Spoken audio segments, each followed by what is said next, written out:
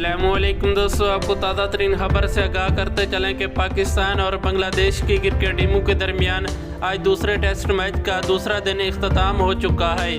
आज के मैच में बारिश की वजह से पूरे दिन का खेल नहीं खेला जा सका। पाकिस्तान और बांग्लादेश की क्रिकेट टीमों के दरमियान दूसरे टेस्ट मैच का आगाज़ कल से हुआ था, जिसमें पाकिस्तानी क्रिकेट टीम के कैप्टन बाबर अज़म ने टॉस जीतकर पहले बैटिंग करने का फैसला किया था। पाकिस्तानी क्रिकेट टीम अपनी पहली इनिंग्स में पहले बैटिंग करते हुए अब तक 188 रन बना चुकी है 2 विकेट के नुकसान पर।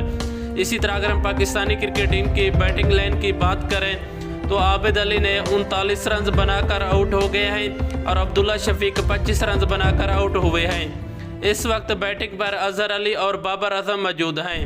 अजहर अली ने 52 रन बनाए हुए हैं और बाबर अज़म ने 71 रन बनाए हुए हैं। इसी तरह पाकिस्तान और बांग्लादेश की क्रिकेट टीमों के दरमियान आज दूसरे टेस्ट मैच का दूसरा दिन इख्तताम हो गया है और पाकिस्तानी क्रिकेट टीम ने अब तक 188 रन बनाए हुए 2 विकेट के नुकसान पर।